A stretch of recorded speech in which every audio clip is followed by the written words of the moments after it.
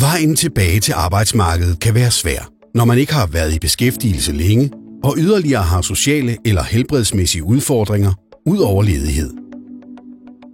Med den innovative beskæftigelses- og familieindsats Opgang til Opgang har Aarhus Kommune og SUS vist vejen til en ny måde at hjælpe udsatte familier i Gellerup. Der er blevet etableret et historisk tværfagligt indsatsteam på 10 fuldtidsmedarbejdere fra 5 forskellige forvaltninger. Teamet har bestået af 3 medarbejdere fra social- og familieområdet, 3 medarbejdere fra beskæftigelsesområdet, 1 medarbejder fra sundhedsområdet, 1 medarbejder fra foreningsområdet, samt 1 pædagog og 1 skolelærer fra børn- og ungeområdet.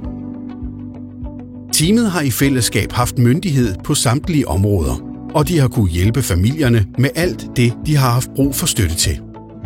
Uanset om det har været at få den rette behandling, komme i gang med fysisk genoptræning, få bedre samarbejde med skolen, få foden indenfor i den lokale idrætsforening, finde et flexjob eller blive inviteret med til fællesspisning med andre børnefamilier.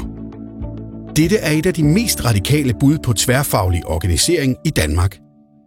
Teamet har siddet i et åbent kontor midt i Gellerup, og med faglig afsæt i tilgangene Job First og relationel velfærd, har de arbejdet tæt sammen med 62 familier, i alt ca. 300 børn og voksne. Og hvad er der så sket?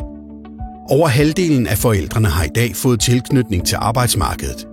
Mange af dem er endt i et flexjob frem for på førtidspension eller endnu flere år på kontanthjælp. Børnenes fravær i skolen er faldet, og flere unge får et fritidsjob. Generelt oplever familierne, at deres livskvalitet er forbedret. Og medarbejderne fortæller samtidig om en øget arbejdsglæde og meningsfuldhed i samarbejde med familierne. Endelig har indsatsen givet en væsentlig økonomisk besparelse på ca. 250.000 kroner per familie, når udgifterne blandt deltagerne sammenlignes med en kontrolgruppe.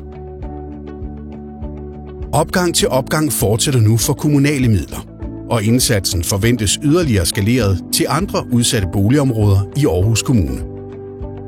Indsatsen viser vejen til en mere relationel, tværfaglig og effektiv social- og beskæftigelsesindsats i de kommende år.